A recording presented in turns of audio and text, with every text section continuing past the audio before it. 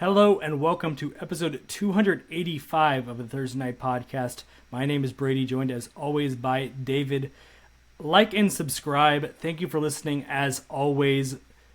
All the good stuff podcasters are supposed to say, but you really should listen because we've been getting this stuff right with this Georgia State men's basketball team as we've gotten into the midst of conference play. We've had the right angle the last couple of weeks. At least one of us did in this past week. We'll get to that. We will get to some more football roster news as by the time we record next after this, the portal will be closed. So as that timer is kind of ticking, a lot of decisions have been made. Georgia State's introduced a lot of new players or brought in on a lot of new players. And so we will run through the latest on that list. But first, got to start with the most breaking news of the week.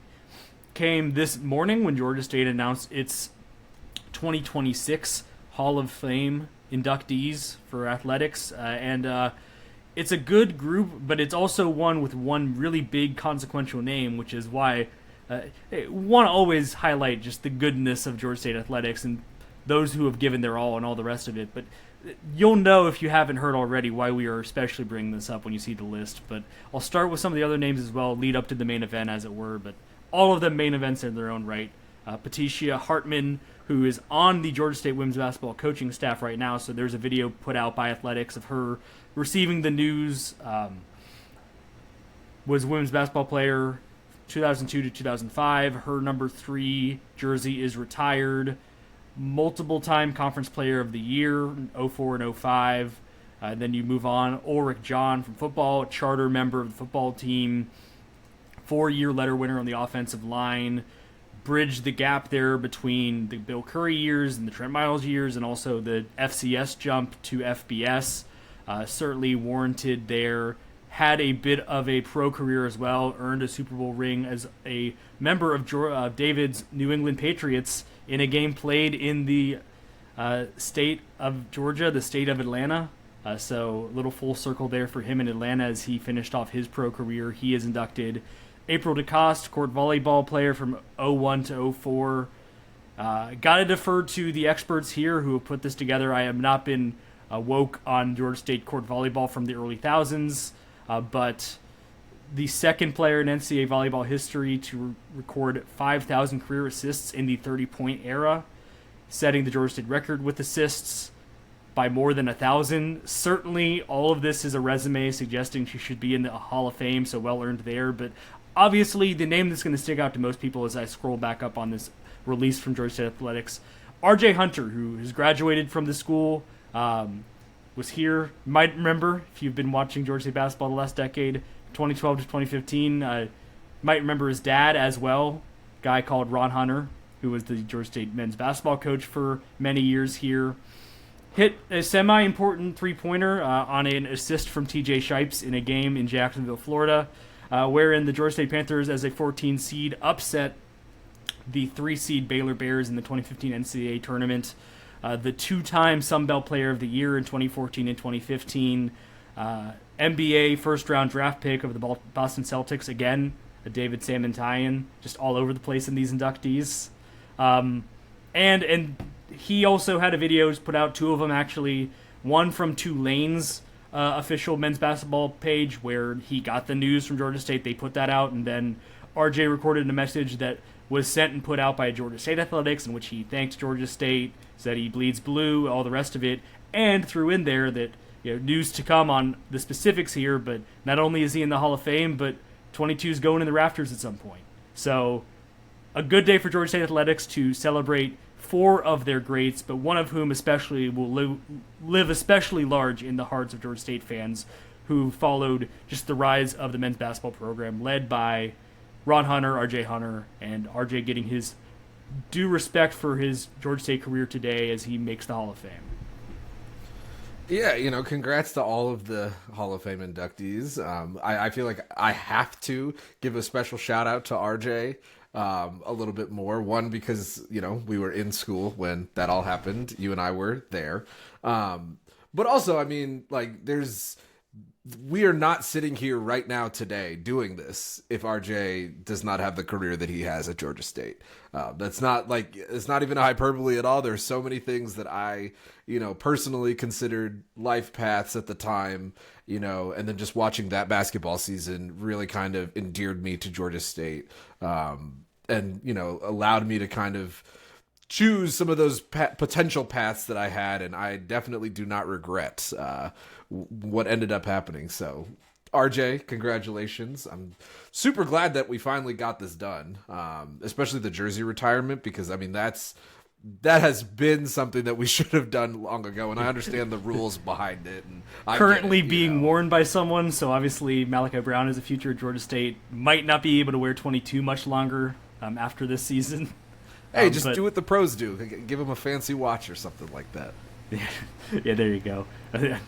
I do like the idea of, I guess you're saying RJ give Malachi a watch. Malachi Correct. doesn't have to also give RJ a watch. No. Okay, I've got the order there correct. Eventually, these can sometimes feel like, especially you look at other places where they're doing like halftime shows and it's like someone from like the 70s. We're still in the advent of a lot of these, like, these are all people from the 2000s, the 2010s, people from the formative years of football program and Ork John, and kind of the reset and kind of what you would hope would be the new normal for men's basketball with the likes of RJ Hunter. And so certainly I'm not prepared for looking back at lists like this in another 10 years and being like, oh, I remember covering them on the podcast as I was in my 20s or 30s, and now I'm no longer in those years. So there is a certain amount of that when you get announcements like this, and it's kind of like, wow, RJ shot and all that really was a decade ago. We were sure in college at that point when all that stuff was happening. We sure are not anymore. But congratulations to all of them, obviously, and we'll be all over the announcement of when we get the details. I assume that's a bit further down the track. I mean, candidly, frankly, let's have the vibes of the RJ retirement ceremony not in this basketball season. The turnaround coming, though there may have been on the men's basketball side, just punt that into next season, get that set up, do a real kind of build up to that moment, which schedule Tulane, man. Yeah, that's what I'm saying. Make like, it fun. Hopefully Tulane would accept it and want to come and be a part of it, but also more than that, like, I think we've been waiting for, other than the Georgia Tech game, like a real proper moment to ring in the new Convocation Center. Like, call out there now for Georgia State fans listening. Obviously I'll return to this subject again as we get more details. Like, make that the best attended game in Georgia State Convocation Center. Like, that's got to be a moment of celebration. And like you say, if Tulane's coming and Ron Hunter's also going to be there, kind of feels like the perfect opportunity to just kind of juice every ounce of everything you can get out of that moment. And it would go along with that, just make it the sellout's probably a bit rich just because it's a big arena. That'd be basically doubling your second place in attendance, but feels like something you can really build to, especially into like a marquee in non-conference play next season, especially if it were to be Tulane. So a lot of free ideas there from us. That's what we do on this podcast. We're full of ideas. We're passing on our possibilities and seeing what other people can do with them, just kind of molding that raw clay and coming up with what we come up with. Looking forward to that day when it comes. It would be just a nice memory of some really good times in college years, seeing the men's basketball program become what it was under Ron Hunter, led by RJ Hunter.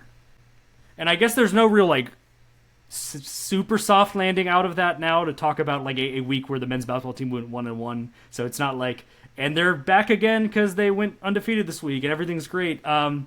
Mixed bag, as we kind of forecast, as David exactly forecast, as far as like which game was going to be the win, which one was going to be the loss, and just kind of course they'd flip from the week before, where they go on the road, they lose to Marshall on New Year's Eve, but then beat App State, and this time they're hosting App State in the first game. They drop that one 52-50 before turning around and getting a nice little comeback win on Saturday afternoon to beat Marshall 81-73. So that leaves them, they get through the week. They're 1-1 in league play through this week. They're now 6-12 on the year, 3-3 in Sun Belt play. And we can start with the Thursday game, the Thursday game against App. I get these conference schedules get screwy sometimes. I forget. And it's about days to of change, the week. So yeah. They're not playing this week in the middle of the week, so I've got a reprieve to not have to worry about that for next week's episode. But like I said, 52-50 was the final score. We've been doing a lot of like a tale of two halves type cliche stuff. Like that was obviously the case against Coastal Carolina. This was a tale of 40 minutes. This was basically identical halves. Georgia State was up 25-23, end up losing by 2, so App State edges the second half by 4 points, 29-25. Neither team really brought it offensively. Obviously, it's a real kind of back to life, back to reality moment for the Georgia State offense that it couldn't miss against Coastal Carolina. I just felt like as you were looking to maybe capitalize on the offensive part of it, even knowing this is a tough App State team, starting out 3 of 10, 1 of 5 from 3, and it felt like something that never really got out of this game was they weren't really letting the offense come to them in the ways that they were when the offense had been flowing against Coastal, and even at less like stupid, not sustainable levels of success. Like other games this year, they've kind of turned the corner, even times against Marshall on the road there, the game I mentioned.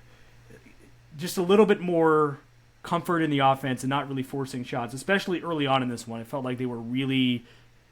pressing is not the right word, but it was not letting it all come to them. And as a result, I mean, that is playing into the hands of a defense like App State that really wants to make you play physical, wants to grind you down. And so if you're helping them out by taking the first look you get in the shot clock, not getting the rebounds, as Georgia State's out-rebounded 49-33 in this game, that is a formula for losing a game like this and only scoring 50 points.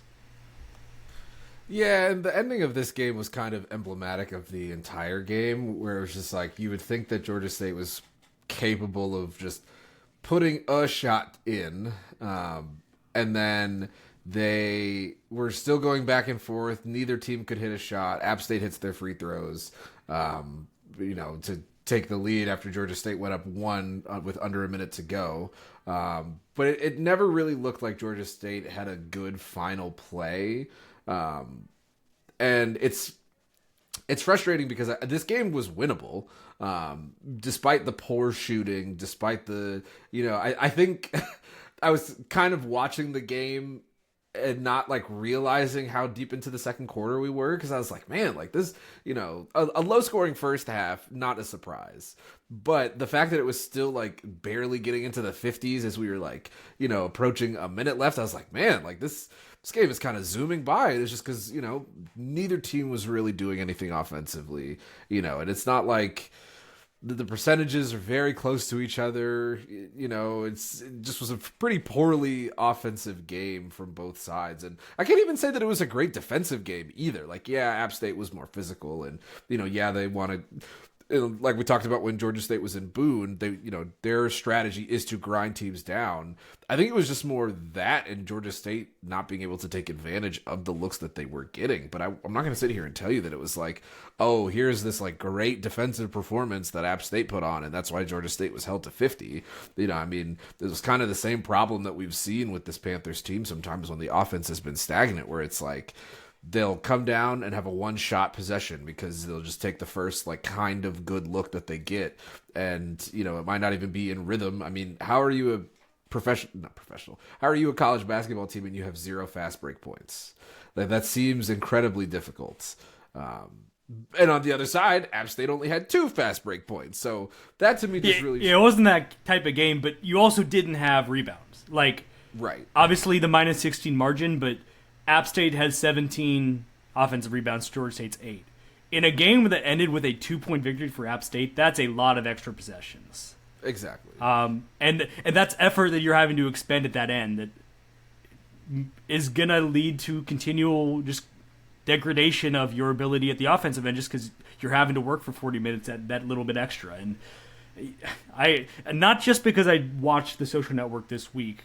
It came to mind thinking about this game. I love to tie movies and sports together when I can, but there's a quote in that one, kind of a throwaway line, where it's the two brothers played by Armie Hammer, the Winklevi twins, where they're talking about Mark Zuckerberg, and it's like, I want to pay the Sopranos to beat them up, and the retort is, we don't need to do that. I'm 6'5", 220, and there's 2 of me. I kind of felt that vibe watching Marcus and Wilson for App State. They combined for 27 rebounds between the two of them. Georgia State had 33 as a team. And there were just large stretches of the game where they were just controlling everything.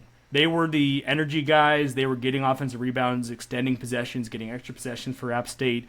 And except for the moments when Christian Beam stepped in and had, until Saturday, his best game as Georgia State Panther, there was no one really matching that level of energy, physicality down low, and it showed, and those were the guys that I felt like really turned the game for App State, as it was really in the balance in the second half. Georgia State goes on a 4:20 scoring drought, over 6 minutes without a field goal. Stop us if you've heard that one before. And it flipped what had been a 41-35 Georgia State lead with about 8-ish minutes left into App State took the lead, and it was back and forth from there, but they kind of were on the front foot, I felt like.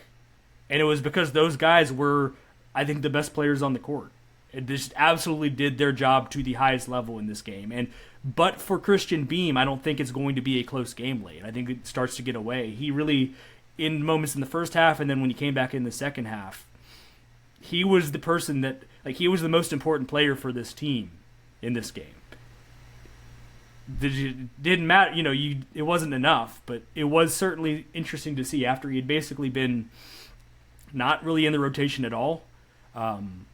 He was a factor in this game, and then that continued on in the next game as well.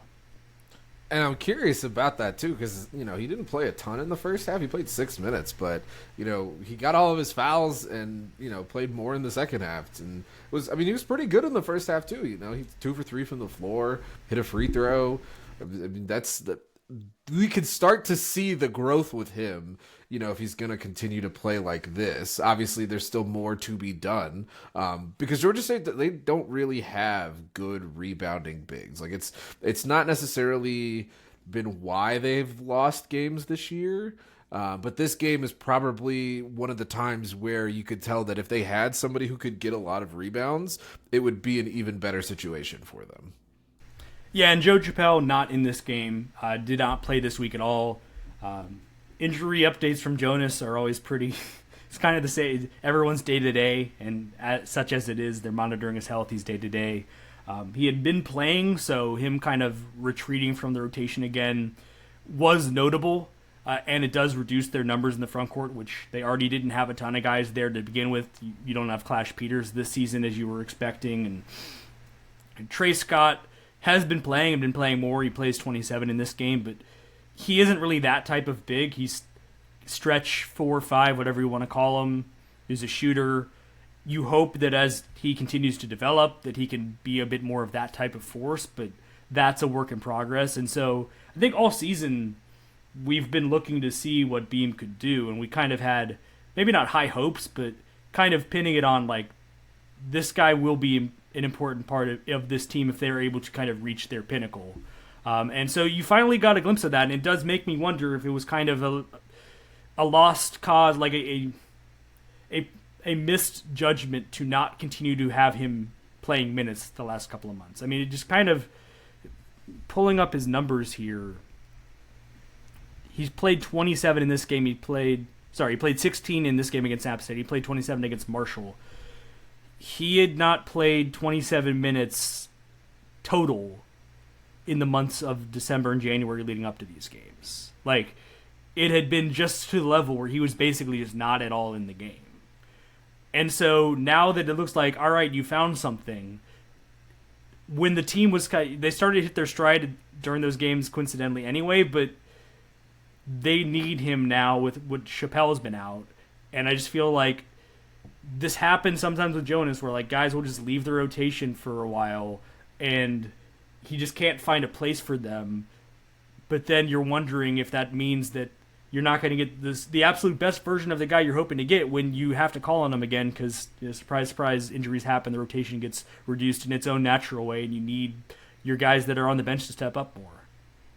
Didn't really leave you a fastball there to serve up, but just kind of stream of consciousness thoughts there, and just kind of the continued things we've seen from just kind of micromanagement levels with just it's not firing on all cylinders and stuff like that. You just wonder if there's a better version of this team right now in that way, if it's you see the rotations managed a bit differently in the last couple of weeks. Right, and I mean the Marshall game, not specifically a transition, but the Marshall No, we game, can transition. Okay. Yeah. That shows Not a lot you more to what say. has to happen for Georgia State to be able to have those better offensive performances. They shot 40 free throws. Like that's, and I mean, we've talked about it all year. They make their free throws, so that it's a very good thing that they do. I mean, they missed 6 of them. They were 33 of 39. Excuse my rounding, but I mean that's where you can really tell, like, okay, when this team is attacking and getting to the line, getting fouled, making their free throws. I mean, look at all those players that fouled out for Marshall. Look at all the 33 fouls, personal fouls. I mean, that right there, that right there is how Georgia State has been able to be better in conference play. And I think it's funny because, to toot my own horn a little bit, like I feel like it did make sense to me that Georgia State was going to play the same style of game that they did at Marshall and actually come away with a win. I did not sit here and think they were going to beat them 81-73 or shoot 39 free throws or anything like that. But I mean, this entire box score is littered with just quintessential Georgia State basketball right now. The opposing team didn't shoot great from 3. They had some decent volume at least, but didn't shoot great. Not the best from the floor. Definitely didn't shoot their free throws. But the difference here is Georgia State continued their free throw domination. I think you can say what it is now. And they actually were able to out-rebound Marshall. And, I mean, it showed. Like, everybody got involved. The shots actually were falling in this game. The rebounds were definitely more spread out. And they won the margin. Exactly. And it was a tear down the stretch where they just kind of kept getting – it was the inverse of the other game where – in Huntington, it was Marshall got all the rebounds they needed to in the moments they needed to late. And in this one, it was Georgia State. There was that one sequence where Beam had like 3 in the same possession, eventually got a putback, or he got fouled, one of the case. I mean, he shot 11 of the 39 free throws himself personally.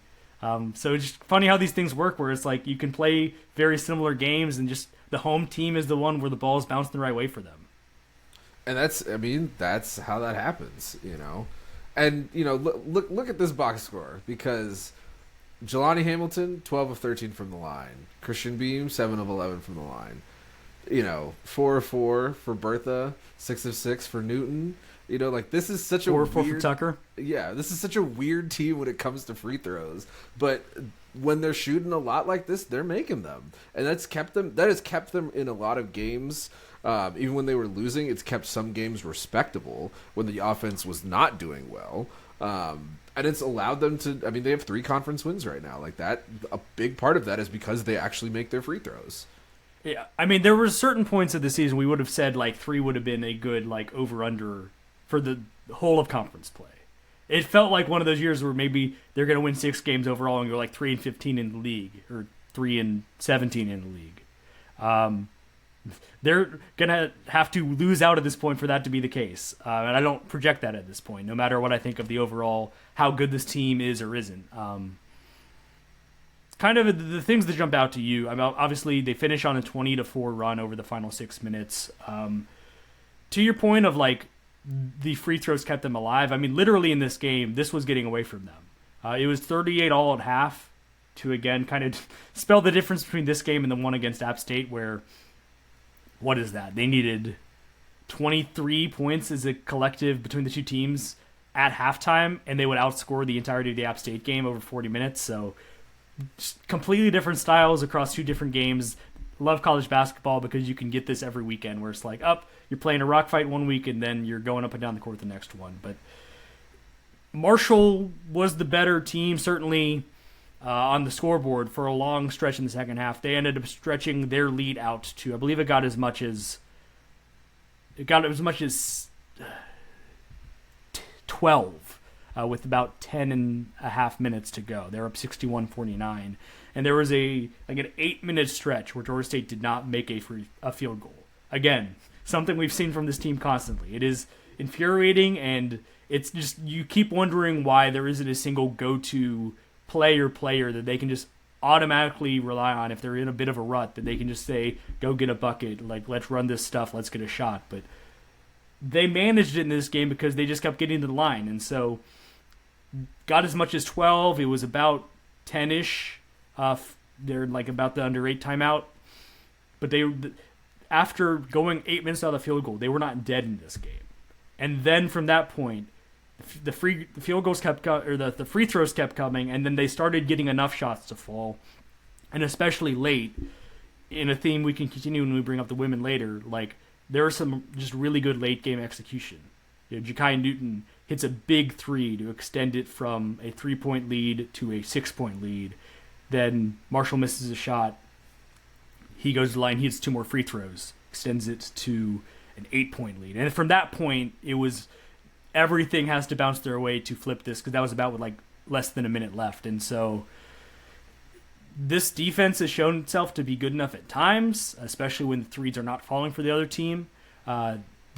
They've maximized the free throw thing, which there's been games where they've shot a great percentage but not gotten to the line all that much, and it's mattered, and it has meant that when they've had their little ruts where they haven't been scoring very much from the floor, then they don't have a chance in the game. And so this was an opportunity where it all kind of came together at the right moment, and it's good to see. And it's a thing I'll keep going back to. Like, they are still trying in these games. Like, this is not a case of like a team that has been dead team walking and not going out there and trying. And they're able to steal one late at home. It's the type of thing that you're supposed to do in college basketball. If it's a game that you're within a couple of possessions late, even if you're trailing, if you're at home, you find a way, you make those magic plays happen to engineer it, and they were able to do so in this one. Helps when Jalen Spear, what did he score? He scored 26 in the other game. 26 points, 7 assists, 6 of 9 from 3. He's one of the players who fouled out in this game. Only had 3 points. 8 assists still, but 5 turnovers. You got a little bit of that where some of the shooting percentages evened out a bit, and some of their better players got in foul trouble, but that is the way the ball bounces sometimes in college basketball. Just sort of is what it is.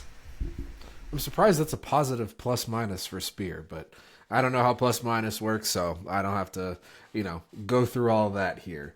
But yeah, I mean, this is the recipe for Georgia State, and it's going to be funny because, we'll talk about this week, but I feel like it's going to be another 1-1 week just given who the opponents are. I mean, it better be. But I'm curious if they're going to actually use some of this momentum and kind of go on a run here, because we're at the point in the season where past Georgia State teams that were kind of underperforming at this time, this is when they started to go on a run. Like that their last tournament team back, it was a 2021 year, and a lot of guys were in and out because of COVID, so it wasn't like the same level of bad performance, quote unquote, but it was around middle of January, end of January, where they're like, okay, we're just gonna rattle off like 8 of like 10 or something like that, and that was what propelled them to the top middle of the Sun Belt bracket, and then they just won the tournament. So this would be a good starting place, because I mean we have seen it. There is talent on this team, like they can put together a game, and I mean there a couple of weird, there was a timeout and a bad rebound and whatever in the App State game away from a perfect weekend, and imagine what that would do if they were 4-2 in the standings instead of 3-3, like that. I mean, they would be still, I think, like 5th behind like Troy, Georgia Southern, Arkansas State, and Southern Miss. But from a team that was 1-9 to start the year, I mean, there's so much confidence that you can gain by fighting your way back and being 4-2 in conference play through the first 6. Just doing some quick math right now. So right now, and this has fluctuated a good bit, and it is tilted in the favor of Georgia State in recent weeks. There's times where there was predicted to win as few as maybe like 7-8 games on KenPom. They're currently up to 11-20 projected record, 8-10 in conference play. That put them about at the middle of the pack, which is higher than I would have had them at a lot of points during this season. And obviously, the way the tournament works, you want to play as few games as possible. You want to be a higher seed or lower seed, whichever parlance you want to use there. You want to be a smaller number.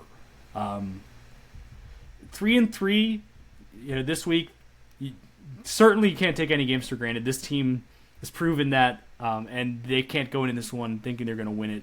But KenPom, again, has them with 63% odds of winning this game at ULM on Saturday. ULM being 3-15, 0-6 in league play, and they've given up 80 or more points in 4 of their 6 conference games. So maybe an opportunity for an offense that's kind of been languishing. Even though it's on the road, you'd like to think you can get this one. You can kind of put some of the things you've done offensively in not the App State game, but basically every other conference game in the last couple of weeks, and Columbia throw in that one as well, I guess. Certainly look to get to the line a bit. Although the one stat that ULM has well is they do not send teams to the line all that much. So that will certainly be a test of they'll know that the scouting report is watch Georgia State going on the drive and trying to get those shots, get to the line, especially Jelani Hamilton, who is one of the best in the country right now doing that. But I'm not telling people to dream on this major turnaround. I don't think David's saying that either.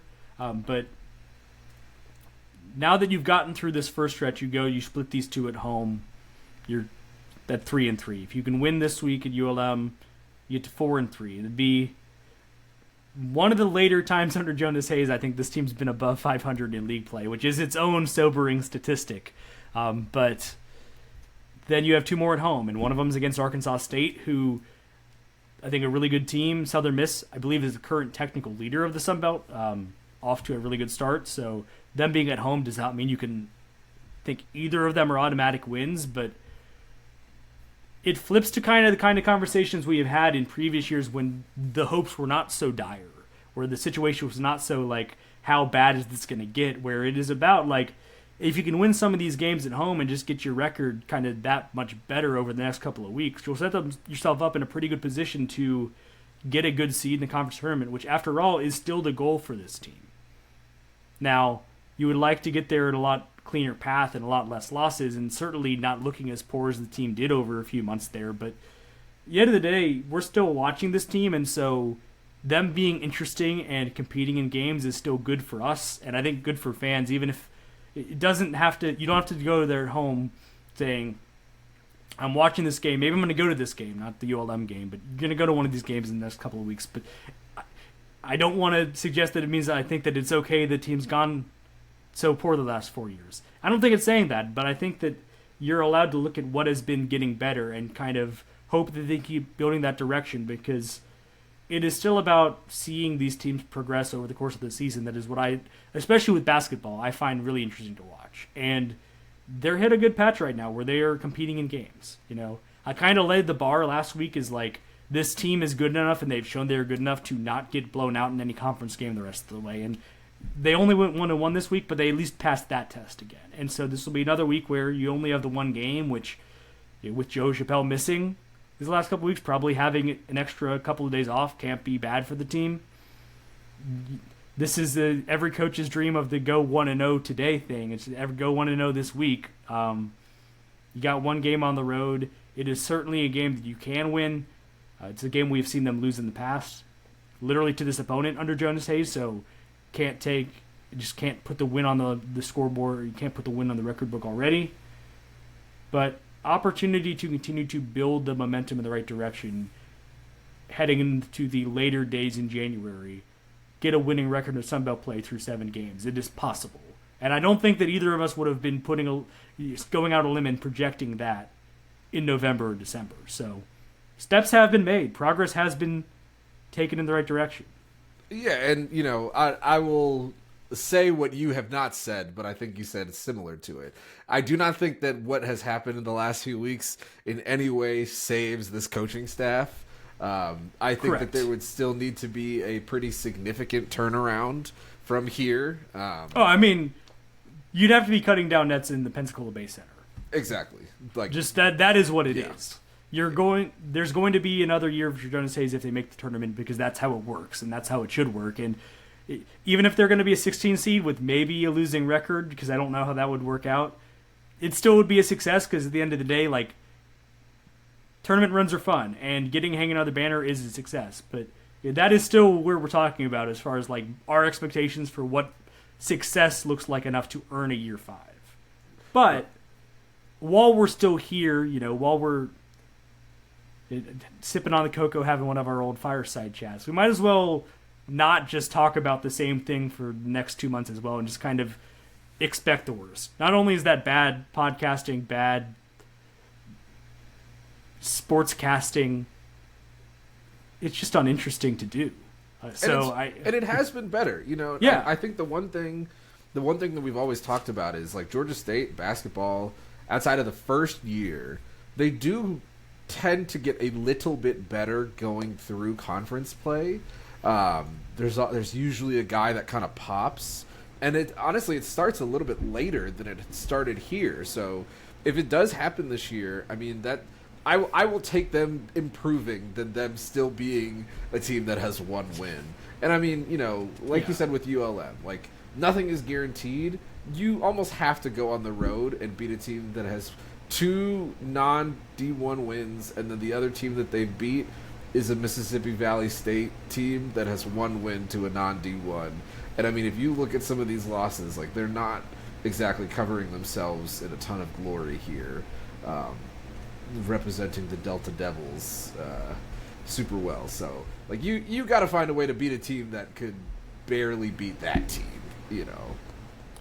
Yeah, and the one thing I will say, good 3-point shooting team. They're 35% on the year as a team, and they've got MJ Russell's 37%, 34 makes. Christian Lewis, who's a leading scorer with 17.3 points a game. Lower percentage, 33%, 34% if you round up, but he's made 37 of them to lead the team. Go down the list. Vel Broadnex, I don't know if I'm saying that right, 50%, lower clip, but higher percentage. Renard Saunders, 38%. Dylan Diaz, 39%. Like, that's 5 guys you can't leave wide open from 3. And so, offensively especially, they can have... At home, you get the home rims, all the stuff you talk about, the home court advantage. They're going to have to be on the ball defensively against this team. But if they are able to at least keep them in check, not give up a big percentage from 3, which hasn't been a huge issue for this team. They've been pretty good against 3 most games this season. You flip to the other side, and they're giving up 83 points a game. And so this is an opportunity for an offense that is, for Georgia State, not been particularly great. Outside of a couple of outbursts, this might be the worst defense you've played this season against a Division I team, and so that has to mean something if you're going to win this game on the road. And just, I guess, to re-put it in perspective, after kind of setting like things are getting better, Marshall is the only team in the top 200 in KenPom or the net rankings that Georgia State has beaten this year. So, and this would be another win against one of the worst teams in Division I, so those numbers wouldn't change with this win. And so you do have to put a little bit of schedule into perspective about this turnaround, but you've also got to take progress as it comes and look at what Georgia State has been doing better, that is irrespective of who they've been playing. Yeah, like Georgia State shouldn't be... We should not be looking at the schedule and the where different teams in relation to where Georgia State is, but we have to, because that's how they've been playing, you know. So I hear you and I agree with you, you know, and I would love for them to, you know, challenge somebody who's, you know, top 100, top 60 or something like that. But like you are saying, baby steps. Yeah, and this would be an opportunity to just kind of handle business. Boring win potential if you're able to have a good night offensively and kind of set the tone early. Which hasn't been a strength of this team. So I'm interested to see how they approach this extra couple days off. It's going to be Saturday evening over in Monroe. And the women's team does not have the same fortune of having the extra couple of off days. They'll have 2 this week, but they do get to stay at home. After going just the 1 game last week, so they're coming off of that stretch. They had an absolute barn burner of a game against James Madison. They're able to get a 72-70 win in which Crystal Henderson hits a 3-pointer as the buzzer is going off in regulation to tie the game, send it to overtime. And in overtime, Crystal turns provider, dishes to Cheyenne Holloman for the game-winning layup with milliseconds on the clock to leave Georgia State 72-70 victors over the Dukes. holding JMU without a field goal in the last 3:47, so basically the entirety of overtime. We kind of foresaw at least a little bit of this as far as like Georgia State has been one of the better teams against JMU, as they have been kind of the class of Sun Belt women's basketball the last couple of seasons. And this was an opportunity because it was going to be their one game. It was going to be about limiting the rebound disaster, as there have been some of the games earlier in the season, and they were able to do that. Minus 11, not great, getting out rebounded 42-31, but based on some other games, it's really not that bad. They kept it in check. And it just was kind of like I was talking about with the men's against Marshall. Like, just in those closing moments, they were the clinical team, and they just closed it out at home, got a really important win because they'd been looking for an opportunity to reset their own momentum, as they've kind of been in the same kind of can't get in the right direction, looking for just consistency on both sides of the ball. They got enough of it in this one and got a big win at home. And, you know, I love that you pointed out the rebounds, but to me, this is just, there's a big flashing red light. I guess green light, because it's a good thing. It's the bench points, and it's the fact that multiple people that were not named Crystal Henderson were in the double digits and were giving the team anything. That to me has been the problem lately. It has been the Crystal Henderson show, which is great. Like, she's, you know, phenomenal. But when they've struggled, there's been nobody else around her that is capable of putting in points. And, you know, like, we could sit there, we could talk about the 3-point shooting. You know, their free throw percentages were good, just like the men's were. But that, to me, it's the bench points right here. What is this, 32, you know, bench points? I think I did my math poorly there. 33. 33 bench points. You know, like, that's phenomenal. That's what you need to see from this team, where they're actually spreading the ball around. You know, you'd love more than the 12 assists, but fine, I'll take it. Like, that, they still out assisted the other team anyways, had fewer turnovers. So, like, this is the recipe for the Georgia State women's basketball team. You know, yeah, you'll have to, you know, come back in some games when you start as slow as they did here. But the third quarter was not a quarter where they also started slow, and that's really what spurred them coming back in this one. And, you know, using a crazy last second shot. It was a pretty good shot. You should go find it if you have ESPN. It was. I don't know how she got that open. Yeah, I don't either. Real misassignment stuff going on there for JMU. But it was a thing where, like, we're talking about the rebounding wasn't crazy bad. It felt like this was going to get away from them because they were down by a couple points late, a point here or there late, and just kept letting JMU get a rebound of their own missed free throw, something like that, get an extra possession on a missed shot and get a putback. But they kept them enough in the game, and after the final sequence of that, where JMU, I believe it was their top scorer, Peyton McDaniel, chases down a missed rebound, gets fouled, goes to the line. She makes both the foul shots, but it is still a 3-point game, and that sets up the final possession. James Madison does not foul up 3 and pays for it, which is when it happens the other way and you foul and you get a 4-point play, everyone points at the TV. It's like, that's why you don't do it. But in this case, it was to Georgia State's benefit that they played out defensively and just lost Henderson in the flow of the action Georgia State was running. She gets a really open look, and it was her only made three-pointer of the day. She was 0-4 leading into that shot, but shoot. And players step up in those key moments, and there's that intangible factor that you get from some players, and she has certainly been that for Georgia State now for the last 2.5 years. Certainly helpful that Peyton McDaniel fouled out in overtime, because she was 21 points, 7 rebounds. It's just a very good basketball player, and so JMU not having a full 45 minutes with her helped Georgia State to be able to close this out. Maybe she is, in the right place there to defend against Holloman's game-winning layup. But bygones, you can't rewrite the past. This is how it played out. Georgia State was able to take advantage of what they were able to take advantage of, and they needed this chance to get a good win at home, get a win in conference play again, and just kind of, they're now 7-10, 2-3, so they're not out of the woods yet, but they've been good at home. They've been taking care of business. They're 5-2 on the year in the Convocation Center, and so chance to build on that this week as they host Georgia Southern on Wednesday, 6:30, and then Appalachian State Saturday at 2. First meeting of the year against the Mountaineers. That return matchup will be coming later on Valentine's Day in Boone, but they've played Georgia Southern. Georgia Southern's a top 100 net team right now in women's basketball, and they frankly clobbered Georgia State back in the conference opener on December 18th.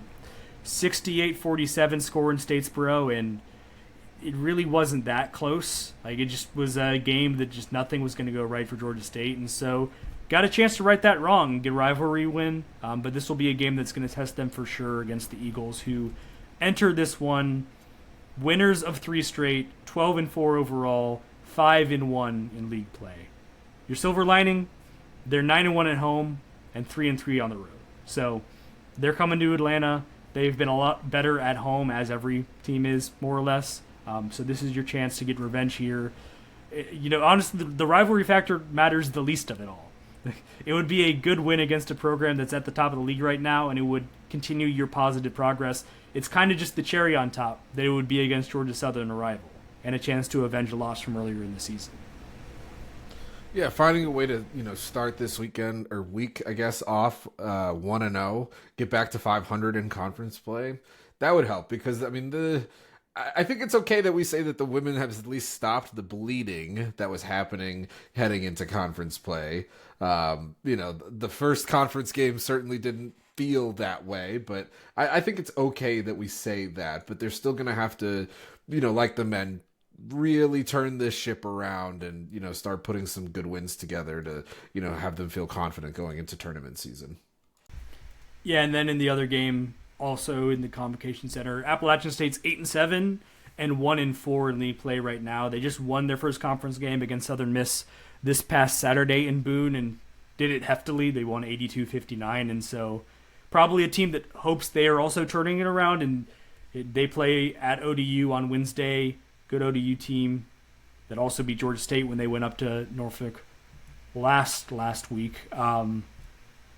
So I think could well be, either way the result goes on Wednesday, a game where both teams really feel like they need to have it to avoid kind of battling in the mid-bottom of the Sun Belt standings, because at 1-4, Appalachian State's in a similar spot where it's like they've got to just start stacking wins, and so going to be a lot to play for both teams on Saturday to kind of hit the reset on the season.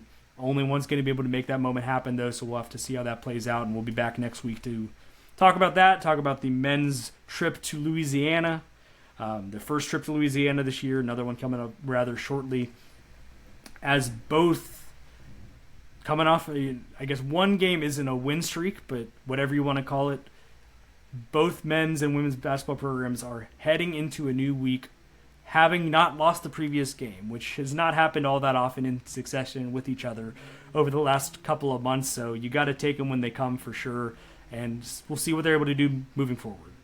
Want to touch on football now, and I feel like we should start with, just get it out of the way. I will not gloat too much because there were some inaccurate picks taken that we just kind of left on the board. It is what it is. David, the difference might end up being David taking Rice in a bowl game over Texas State that Rice lost by like 34, and he claims he didn't mean to. We'll take him as we're on that, but I think I have a two win margin in the pick'em, so unsurmountable with one game left, insurmountable, and it wouldn't matter because we're both picking Indiana to beat Miami. We learned our mistake. We are not going to pick against Kurt Signetti and the Hoosiers ever again. No, as the kids say, that was B to A, basically from the opening snap. And hats off to Indiana, because I know that I feel like college football media, commentators, fans, we use the word wagon way too often just to describe good teams. No. Cinderella's shoe fits here. Like, they are a wagon. That's the dictionary definition. To use another cliche that we use often. Exactly. Like, they are the dictionary definition of a wagon. It's just that Fernando Mendoza's smiley face is in Webster's. Like, I saw a comparison between Fernando Mendoza and the 2019 Joe Burrow LSU season, and that season was so much better than this Indiana one. So, but the fact that I had to think about it before I fully read the graphic, I was like, well, Indiana looks good. They are insane right now. So, I mean, good luck to Miami, and I think Miami, good defense. They've handled everything that's been thrown their way, exceptionally well, but. Case to be made that Miami Ole Miss game of the year. Oh, yeah, I don't want to say easily, but it certainly was a great Just throwing game. that out, I would have to do a little bit more research on that, but also given the context, college football semifinal, like the moment was met there in the Fiesta Bowl. For sure. One of those, just one team had to lose, and the Canes come out on top. I would say, like, if Miami can play their game, like they can kind of ball control, run the ball, that is... Again, their formula in this one, I just don't see them being able to, because Indiana is also going to look to do stuff like that, and they're just out executing everyone on this earth right now. It is incredible stuff to watch. Really fun team. Ohio State in the Big Ten championship game showed like what happens if you can't do that for a full 60 minutes. Because by the end of that game, Ohio State was gassed. And, I know the final was, I think it was 13-10, something like that. But, I mean, when Indiana needs to, push the, hey, big play button, they still have found a way to push the, hey, big play button, even if it doesn't mean that they end up scoring. So, but this has been a really good season. I'm sad that it's, ending. This time next week it'll be over. But still, like, it's been such a fun season. And, like, I don't think any of us have done enough reckoning with, like, Indiana Hoosiers are the wagon, the expected heavy favorite to win the national title in football. Like, everyone's spent so much ink and so much podcasting time talking about it, but it still feels like it hasn't really sunk in until, if it happens, as we expect it to. And it's the teams that they've dispensed, too. And I'll include Ole Miss in this just because, like, they are typically not here either. But, I mean, they took down Ohio State. They took down Alabama. Ole Miss took down Georgia.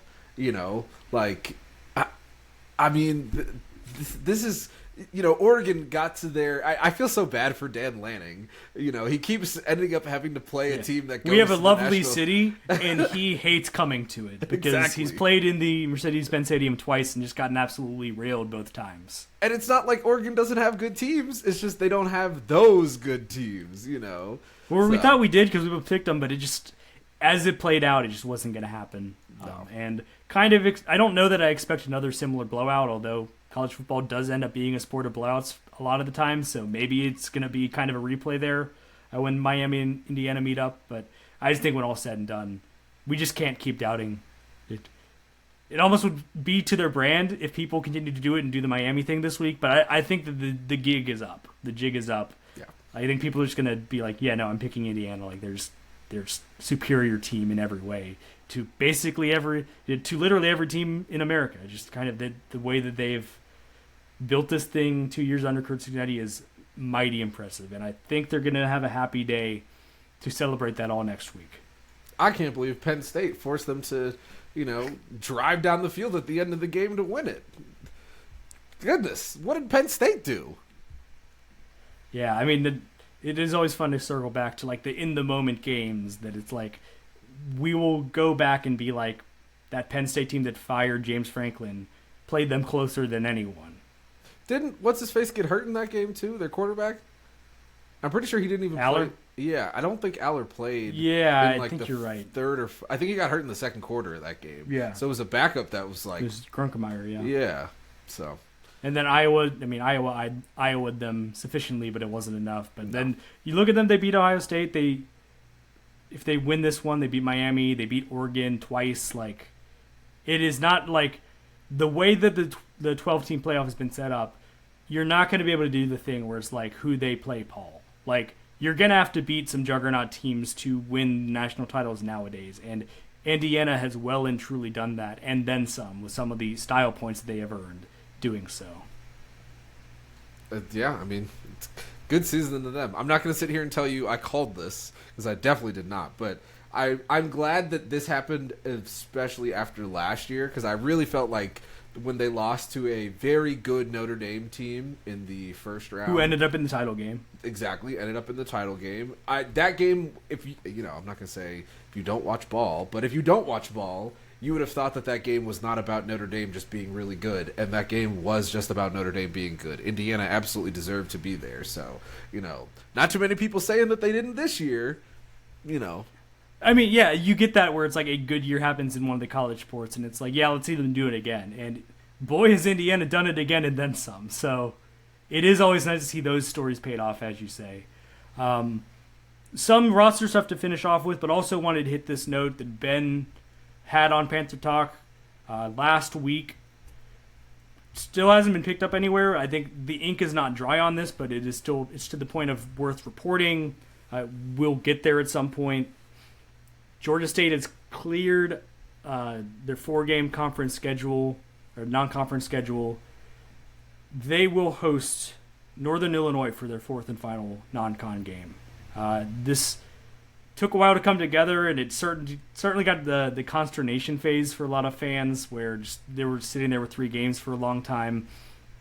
But when all is said and done, before the conference slate starts, or whenever this lines up, the games will be September 5th versus North Carolina A&T, September 12th at Kennesaw State, September 19th at UCF, and then at a date to be determined versus Northern Illinois.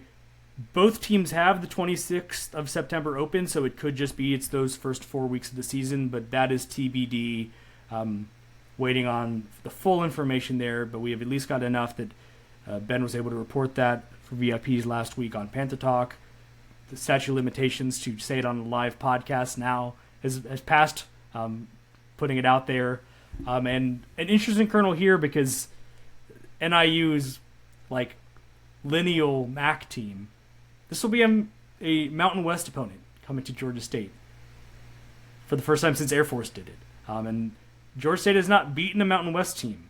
So weird as it is that a team from DeKalb, Illinois is in the Mountain West Conference, this will be a chance to break an offer against the Mountain West Conference for Georgia State, as Georgia State now has 4 games on the schedule. And yeah, this is not last year's 2025's non-conference.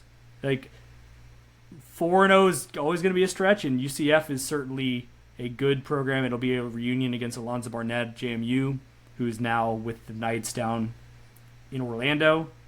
But there is a not crazy path to going at least 3-1 in non-conference play. 2-2 feels like you really should get there. And so, world away from the FCS game being your only real chance of winning a non-conference game, which kind of set the season on a bad path last season. As Del McGee really needs wins this season heading into 2026, this is a good first step before we even know when they're playing, who they're playing in league play, to getting on the right track and not, like last year, starting out on the back foot. The one thing that will concern me about, and I'm trying to stall to check, I do believe this will be a pretty bad year for their league matchups. Yeah, they hosted Boone, so they hosted James Madison, they hosted App State, they went to Georgia Southern. So they'll have to Coastal, Georgia Southern at home. Yeah, they'll get ODU at home. They'll get JMU, App, and Marshall on the road, and then I think we'll get the news we usually get it around like this time of year, maybe a little later on the crossovers, but Louisiana Tech is taking Texas State's place in the West. If it is a 1-1 and they are just going to take Louisiana Tech is going to take Texas State's slot in just how they've done these crossover matchups, I believe the West crossovers would be ULM on the road, Southern Miss at home. That's not confirmed. We have to wait and see.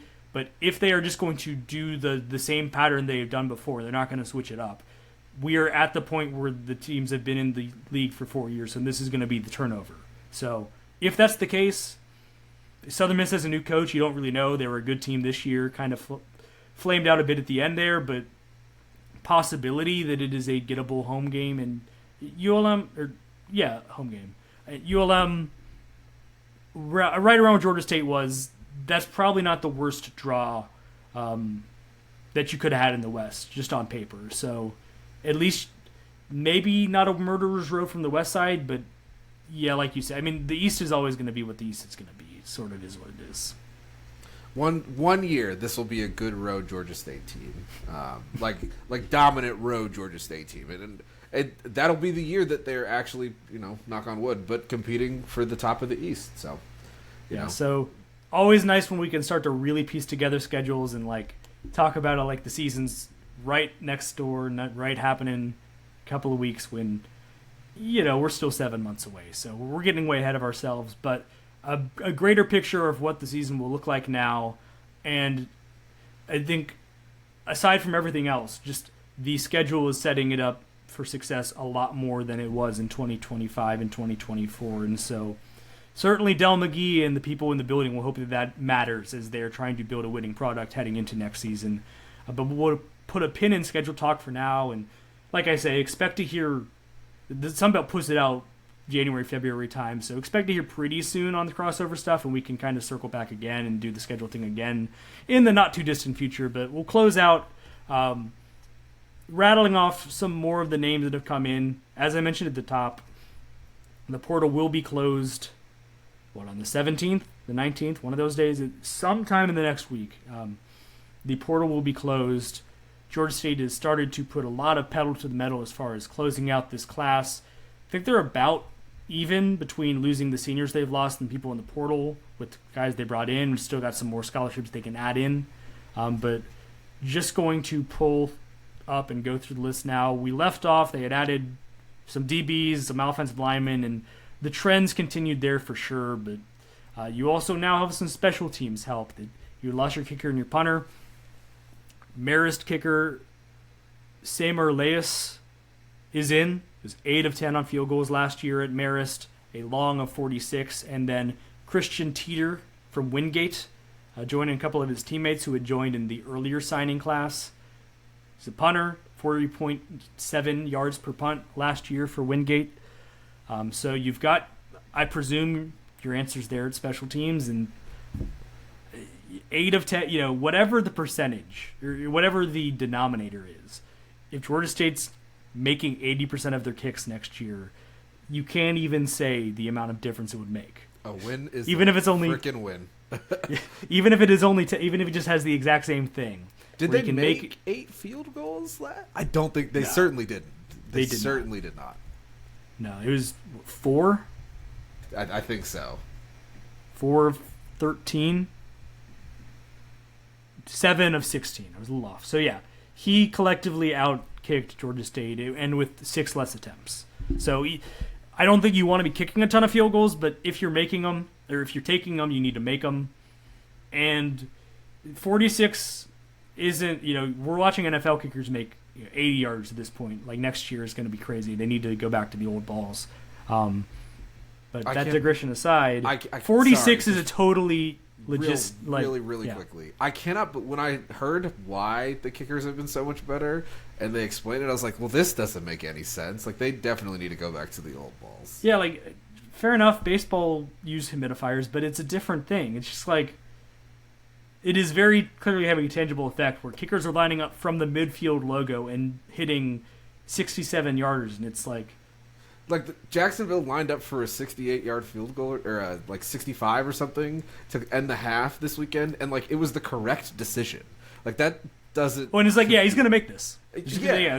And that would have been a record win. 15 years ago, 65 would have been, I think, 2 yards better than the record. Wasn't it Janikowski did it, and then there was a 5-6 year period, and then somebody in Denver just on a very the conditions were right type of day. I can't remember who it was. Might have been Prater or something like that. But yeah, it might have been. It was a while before anyone even came close, and then when Tucker did it, 3 years ago, 4 years ago, just since then it's just been boom, boom, boom. Everybody's been just trying to push, maybe not specifically the record, but just 60 yards isn't nearly as novel as it used to be, which is a crazy sentence. NFL segment aside, bringing it back to our topic at hand, Lamus has a long of 46. That'll play. The 60-yarder for McAllister is great, but you want the consistency, and you can live with mid-40s being the range you can operate from. If he's got a number there starting around 46, 48 that like he's comfortable with, that McGee's comfortable sending him out, you can live with that. If you can get within the 30, you should get points on the board. You need to do a better job of getting within the 30 because that was an issue Georgia State had for a lot of the season. So I think it starts with the offense and not really wanting it to be about how good your kicker is anyway or how many you're making. If he's all conference, I don't know that Georgia State's going to make a bowl game or like be where they want to be, because if he's all conference, he's taking a lot of field goals. That's less points on the board. You're scoring through touchdowns. The offense maybe hasn't taken the steps you're hoping. So, and it's less yardage from Teeter, the new punter, but if it's a case where the yardage is less but the net yardage is better, then that is fine. The issue with the team has not been like you can't get a punt that goes 45 yards or whatever. It's been that you've kicked it 50 yards and you lose 20 on the return, and it's basically not worth the length that you were getting. So it starts again there with the operation, and it starts with smart punting. I'm curious. He's also, maybe should have brought this up in the basketball segment, he's 6'8", so maybe there's a backup plan there. Bro, you need to be hooping. What are we doing? But we'll see. But Teeter, maybe you need to be the center. Dang. Well, if Christian Beam's still here, he's not going to be the center. But that's a solid height for 4. I don't know. Maybe not built like a basketball player. Punters famously are not usually built like NBA basketball players. So maybe the 6'8" is maybe he's in the right sport. But certainly a new addition there.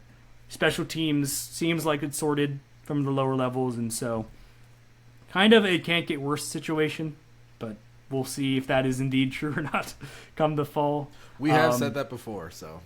Yes, I think we did not think that 2025 would be worse than 2024, and yet here we are talking about how much of a disaster 2025 special teams were. Some additions made on the offense, maybe the most notable just because people always talk about quarterbacks. Merrimack QB Aiden Pereira has been brought in. Fits the mold of what I think you'd suspect as far as like Cameron Brown coming back, and this is being a backup to Brown. He had 856 rushing yards, 16 total touchdowns and 7 interceptions in 12 games. I think 51% completion percentage, so like not crazy numbers and doesn't wow you, but it was going to be so hard to recruit a quarterback because I believe that they had said the last however many weeks of the season, like, we need to keep Cameron Brown. We need to build towards the future with him. And so in this day and age of the portal where quarterbacks especially are really thinking, where can I go that I'm going to play? It was going to be hard to get. If you're recruiting a guy hard that you think can really start and push Brown, then maybe Brown feels pushed and decides he wants to leave. So it is a real balancing act. I think the thing that I would take away is they had a plan. It feels like it fits that plan. It's another quarterback that fits the similar style of what Brown does. And so it's kind of a cohesive idea at QB and just the offensive scheme in general. And that feels like a win. And really, maybe he's the starter. Maybe it's a Darren Granger situation where he comes in and is playing meaningful reps by the middle of next season. I don't know. But the takeaway for me is not even about him, not about Brown. It's about the offensive staff and McGee. They already feel like they got a better plan at this point in the offseason than they did last year, and certainly didn't seem to have – it was an unfair situation, but coming in the middle of spring practice, quarterback offensive philosophy didn't feel totally set when you're bringing in Christian Bayer and Zach Gibson like you were. So this feels like as simpatico as it has been, and that feels important. Moving along, I'll rattle through these other quarterbacks. Get a little 2-minute spiels. Everyone else, I'm just going to rattle through stats. We'll run along. Savion Hart, Georgetown running back, 818 yards, 10 touchdowns, also 223 receiving yards. Tight end Matt Baron, who's a big body, 6'5". It feels like a real yang to Grant Hollier's yin at tight end. Guy that's maybe going to mash in the run game might be fun to watch. Washburn wide receiver Chase Allen Jackman, team high 467 yards, receiving 7 touchdowns in 8 games. Between him and Tonk Dorsey, big body receiver, that feels like they're really. I said they don't need to replace Ted Hurst, but they're certainly looking like they're looking for a Ted Hurst clone in the portal. A couple of guys from lower levels that have put up similar numbers to what he did, which is to say they were not jump off the page numbers, but we saw what Ted did when he got the opportunity. You also had LSU receiver Isaiah Stone, who I think was a walk-on there, does not have any statistics, so not sure exactly what to make of Mr. Stone, but he's coming back home to Georgia, and so maybe a better opportunity here than in Baton Rouge. And then more work done on the offensive line. A couple of SEC ads. Marcus Maskell from Florida.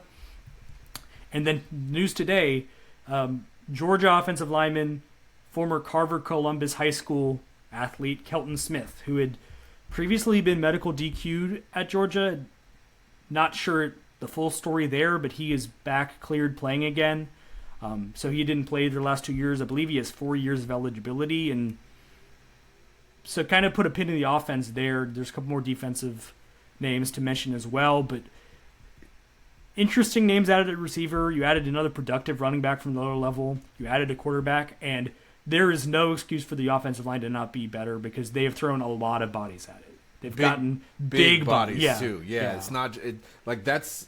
I think we've discussed a lot of smaller offensive linemen over the last couple of years, even going back to the Coach Elliott years, and some of them have been effective. I'm not saying that they haven't been, but you can clearly tell that the strategy this year for the interior offensive linemen is we need some big bodies here, and they've definitely done a good job with that.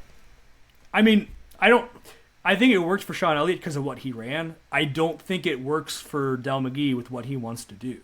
And so I think they needed to attack it. We spent a good bit of time last week talking about because they added 3 other guys from power conferences on the other line. So clearly that strategy is taken just full force with what they've continued to add.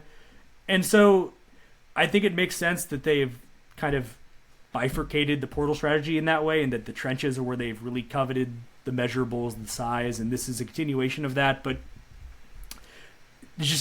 and then you added Maxwell Robinson, the Kansas kid, the 4-star who signed very late in the cycle. There's a lot of intriguing names, and there's too many for it to be an issue this season. And that is where all roads are going to lead through. It's going to start on offense with what Cam Brown does, whether you're going to maybe get some of these pass catchers that you liked, and you're going to maybe continue to lean in that side of the game with getting some big bodies. Going to need pass protection. You're going to need to hold up. If you are going to lean more into the run game with Cameron Brown, guys like Savy and Hart that you bring in at running back, offensive line is going to have to be better. And so there's never going to be much excuses for the way it was, especially with kind of the brand that was sold. But this is really the out of excuses because I think they've done a nice job adding a lot of pieces that 5 of them have got to be the right puzzle pieces. It's got to be. At least for better than what it has been the last couple of seasons. Yeah, I mean, smallest one that they added was 6'3", 300 pounds, Gage Staniland. So, somebody is going to have to step up here and be, good and allow Georgia State to do what they want to do on the ground. Because I think, I'd have to check the stats, but I don't really think allowing sacks was a big issue in the passing game. But I just think that there was not a lot of good interior offensive line play. And that affected some of the things over the middle that they wanted to do in the passing game. It affected the running game and, what they wanted to try to do in the running game. So I'm not saying that any running back would have taken the job over Jordan Simmons prior to the end of the year, but it just would have been a little bit more effective side of the, offensive equation had the offensive line been better. Not only was it not bad, they led the Sun Belt. They only gave up 18 sacks, which, especially with how many dropbacks they had, that's great. So sacks weren't the issue. It really was the run game consistency. And like you said, it was finding, especially in the interior, just the mix. They couldn't find a set that was working consistently enough. And the procedurals and all the rest of it. Don't better even get days me started. Hope are ahead. Rep all that stuff in the spring ad nauseum. All the making sure false starts are a thing of the past. You have some guys that might come back. Obviously Jeremiah McCrimmon at tackle enter the portal if he's still has years left.